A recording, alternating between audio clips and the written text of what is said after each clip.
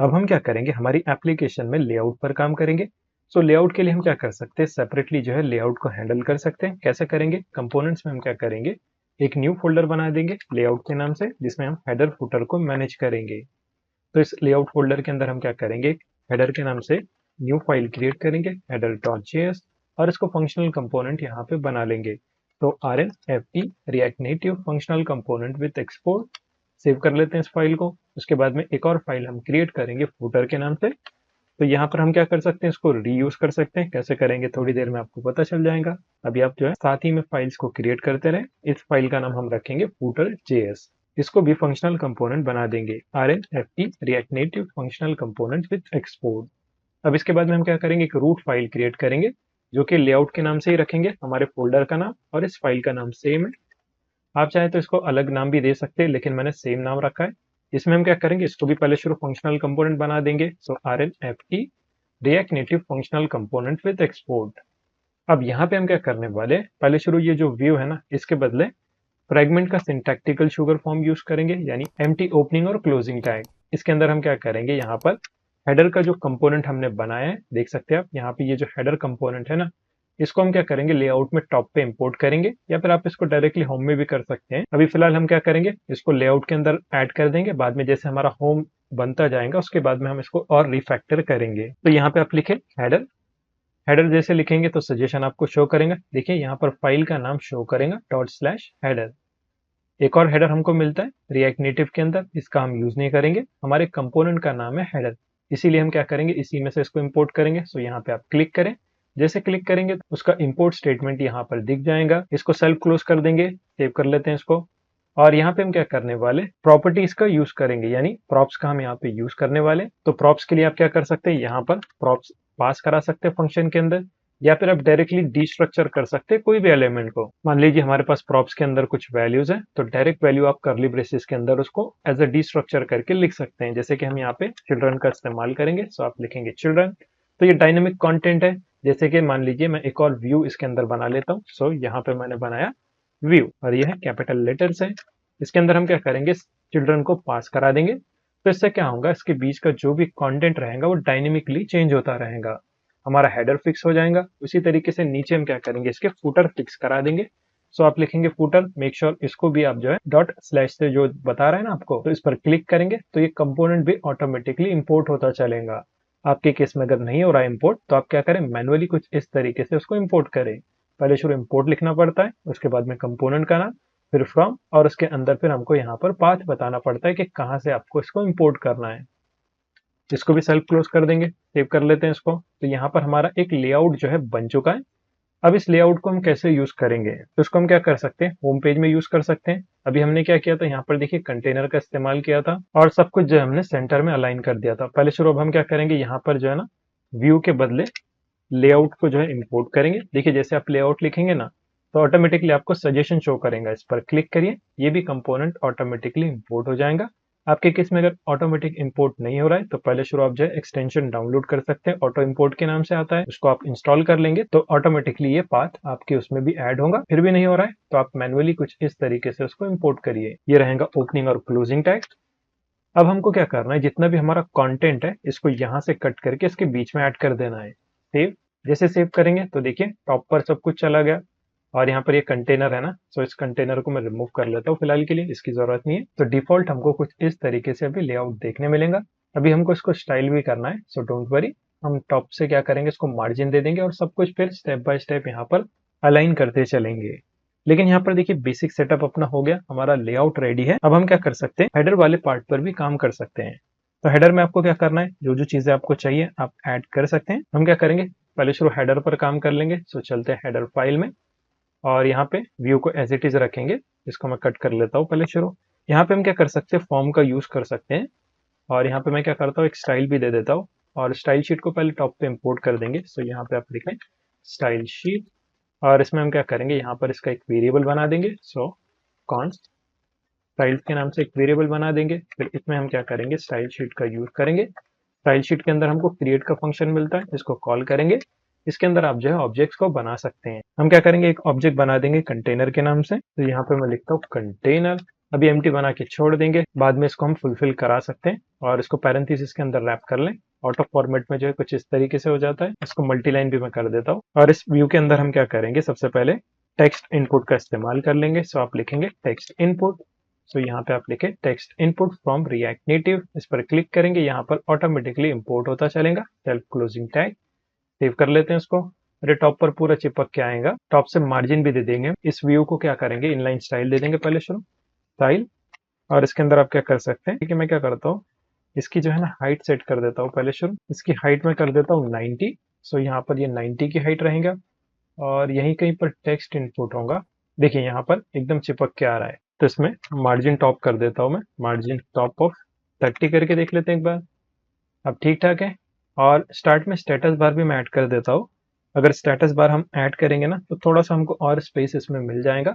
सो इस होम में भी हम कर सकते हैं या फिर लेआउट में भी कर सकते हैं। हेडर से पहले यहाँ पे हम क्या करेंगे, स्टेटस बार का इस्तेमाल करेंगे। देखिए status bar from react native, इस पर क्लिक करेंगे, यहाँ पर ये ऑटोमेटिकली इंपोर्ट होता चलेगा। आपके केस में नहीं हो रहा है ऑटोमेटिकली, तो आप जो है मैनुअली इसको इंपोर्ट करें। Self closing tag. तो देखिए यहाँ पर स्टेटस बार टॉप पे शो कर रहा है। उसके बाद में हमारे पास है इनपुट, और इनपुट कहाँ है, यहाँ पर है, देख सकते हैं आप, ये है इनपुट। अभी इसको स्टाइल करेंगे तो और अच्छा लगेगा। और इसके अंदर देखिए काफी ज्यादा स्पेस हमको मिल रहा है।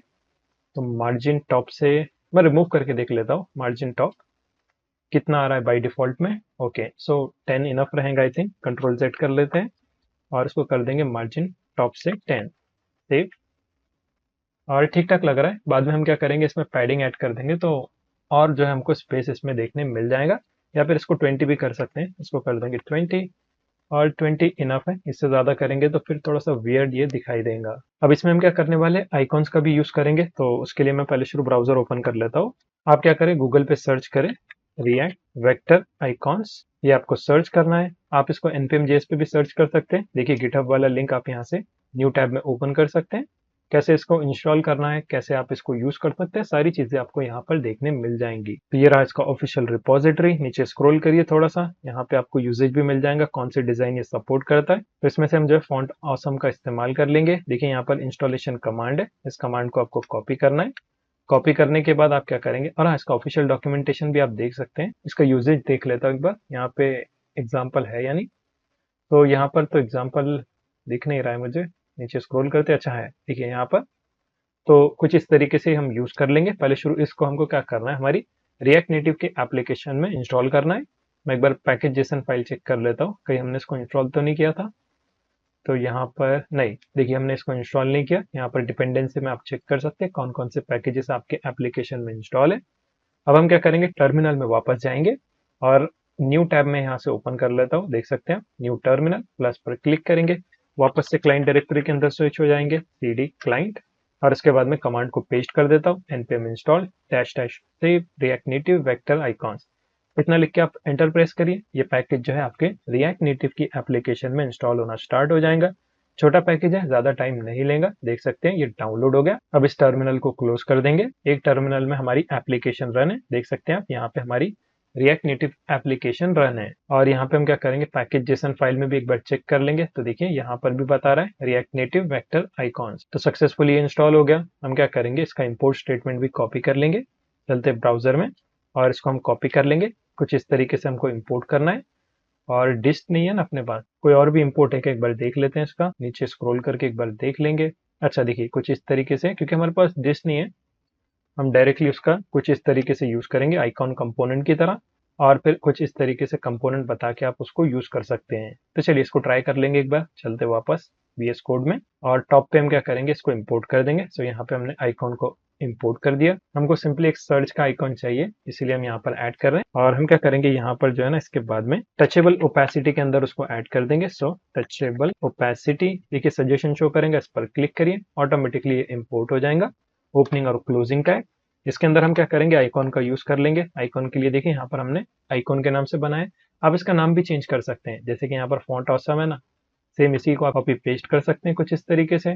और यहाँ पर उसको as a Font Awesome use कर सकते हैं। सेल्फ क्लोजिंग टैग, इसके अंदर आपको नेम बताना पड़ता है। नेम में हम क्या करेंगे, सर्च का इस्तेमाल कर लेंगे। सेव करके एक बार देख लेते हैं। देखिए यहाँ पर आइकन बराबर से आ रहा है, आई होप आपको दिख रहा होगा, काफी साइज में छोटा है, हम इसको रिसाइज करेंगे बाद में, लेकिन अभी फिलहाल के लिए देखिए दोनों भी आ रहे हैं और ये दोनों एक के नीचे एक आ रहे हैं। तो हम क्या करेंगे, इसको जो है ना एक व्यू के अंदर रैप कर लेंगे। सो यहाँ पे आप क्या करें, एक व्यू बना ले, ओपनिंग और क्लोजिंग टैग, और सब कुछ कट करके मैं क्या करता हूँ, इस व्यू के अंदर ऐड कर देता हूँ। यहाँ से हम इसको कट कर देंगे, पेस्ट, सेव कर लेते हैं इसको। और इसके लिए हम क्या करेंगे, एक स्टाइल बना लेंगे। ऑलरेडी कंटेनर के नाम से हमने बनाया है, तो इसमें हम डिजाइनिंग कर सकते हैं। तो कंटेनर के अंदर हम क्या करेंगे, पहले शुरू जो है ना डिस्प्ले जो है ना उसको कर देंगे फ्लेक्स।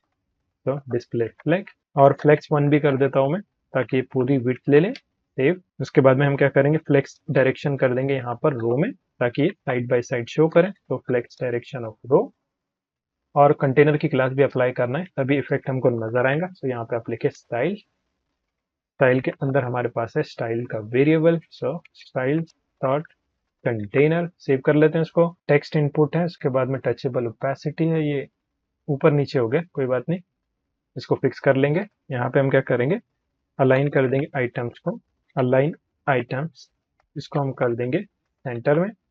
तो ये एक के बाद एक शो करेगा, और ये काफी छोटा आ रहा है और मार्जिन टॉप से काफी ज्यादा आ रहा है अभी। सो मार्जिन टॉप में रिमूव कर लेता हूँ, सेव। ठीक है, हाइट हमने इसमें ऐड कर दिया। और यहाँ पे हम क्या कर सकते हैं, आई थिंक इतना काफी है। बाद में हम क्या करेंगे, इंडिविजुअली इसको टारगेट कर लेंगे। साइड से थोड़ी सी पैडिंग दे देता हूँ मैं, तो आप क्या करें, यहाँ पे लिखे पैडिंग हॉरिजॉन्टल, इसको कर देंगे हम 15, इनफ रहेगा आई थिंक। सेव कर लेते हैं इसको, थोड़ा सा स्पेस हमको यहाँ से मिल गया।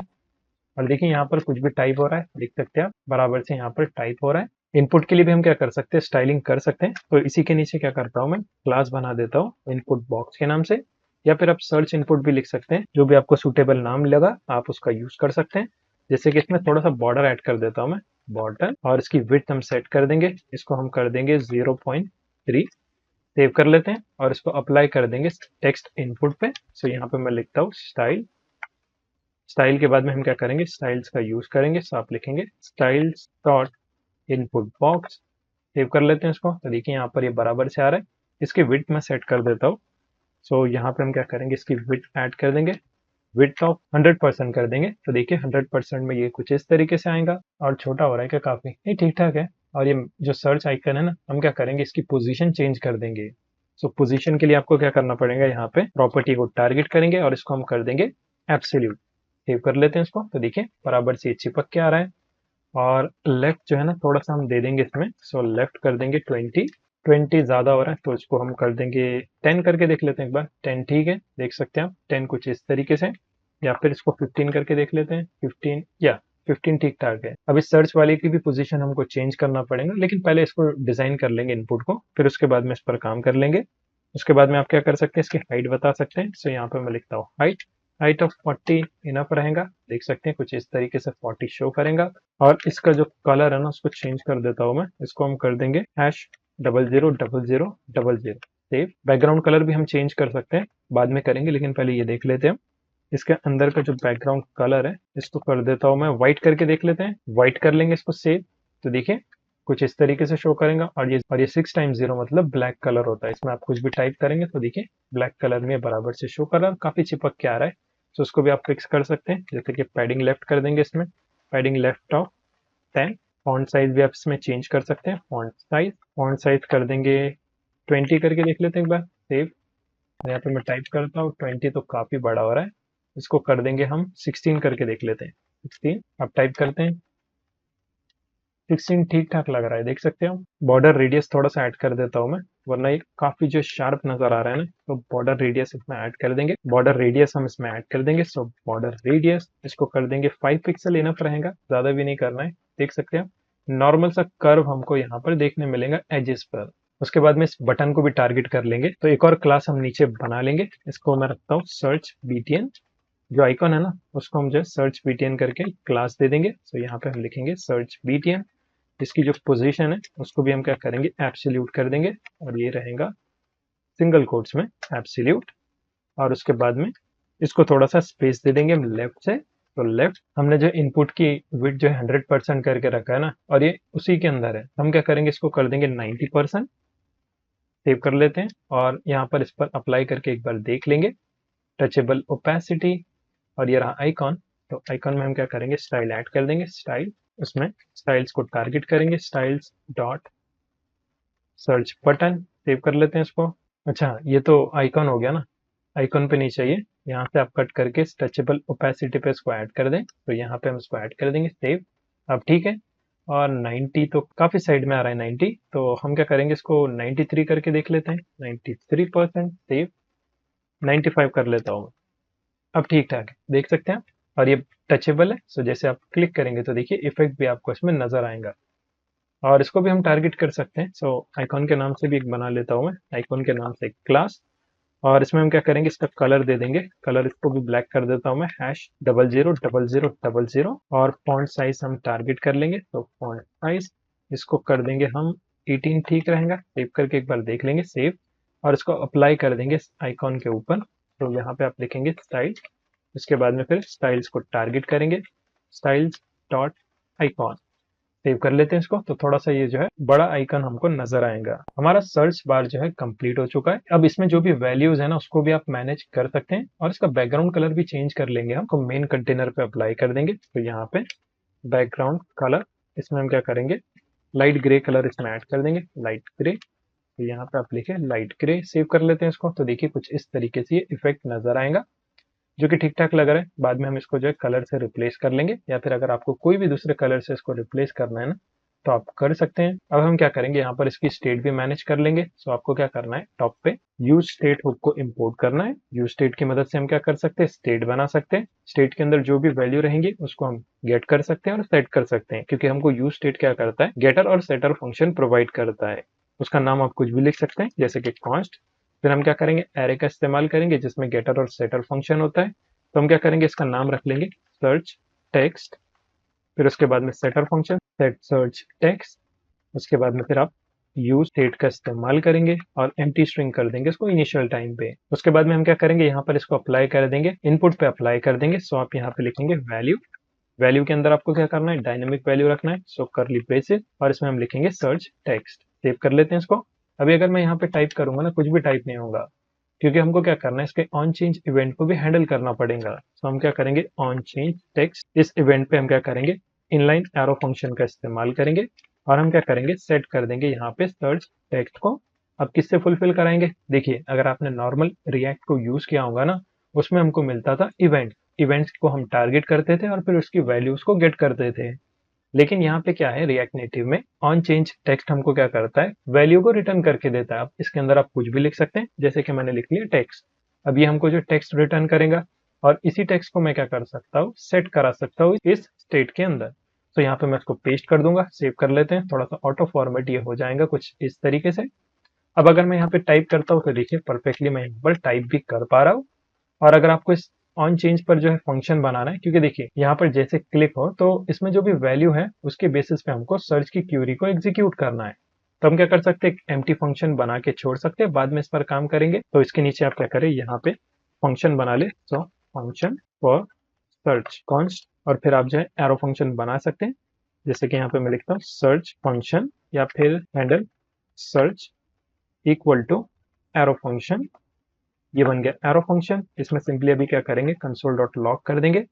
किसको कंसोल डॉट लॉग करेंगे, स्टेट हमारी फुलफिल हो रही है, यानी ये जो वैल्यू टाइप हो रही है ना, यहाँ पे सर्च टेक्स्ट के अंदर ये स्टोर हो रही है। तो हम क्या कर सकते हैं, उसका इस्तेमाल कर सकते हैं, यहाँ पे सर्च टेक्स्ट, सेव कर लेते हैं इसको। और जैसे इस पर क्लिक होना तो वापस से हम क्या करेंगे, यहाँ पे जो भी लिखा हुआ आ रहा है ना उसको एम्प्टी भी करा देंगे। सो डबल से हम सेट फंक्शन कॉल कर लेंगे, यहाँ पे सेट सर्च टेक्स्ट, इसको एम्प्टी स्ट्रिंग यहाँ पर वापस से कर देंगे। सेव कर लेते हैं इसको। सेव करने के बाद आपको क्या करना है, इस फंक्शन को टचेबल के ऊपर हमको क्या करना है, इसके ऑन प्रेस इवेंट पे जो है इसको असाइन करना है। तो आप लिखेंगे हैंडल सर्च, सेव कर लेते हैं इसको, और एप्लीकेशन को एक बार रीलोड कर लें। उसके बाद में थोड़ा सा इसको स्क्रॉल अप कर देता हूँ, ताकि इसके अंदर जो भी क्यूरी हम टाइप करेंगे वो कंसोल पे आप देख पाएंगे। जैसे कि मैं यहाँ पे सर्च कर लेता हूँ मोबाइल, मैंने लिखा। अब जैसे मैं सर्च पर क्लिक करूंगा तो देखिए मोबाइल की क्यूरी अपने पास आ चुकी है। तो परफेक्टली इसकी वैल्यू गेट हो रही है, और जैसे मैंने सर्च पर क्लिक किया तो ये वापस से क्लियर हो गया। तो परफेक्टली सर्च बार हमारे पास बन चुका है। तो ये हो गया हमारा हेडर पार्ट। इसके बाद में हम क्या करेंगे, नीचे कैटेगरी को जो है ऐड करेंगे। इसी तरीके से स्टेप बाय स्टेप हमको सारा का सारा यूआई अभी पहले डिजाइन करना है। बेसिक यूआई सेटअप हम देख लेंगे, उसके बाद में फिर बैकएंड पर काम करेंगे, और फिर उसको इंटीग्रेट कर देंगे इस एप्लीकेशन के साथ में।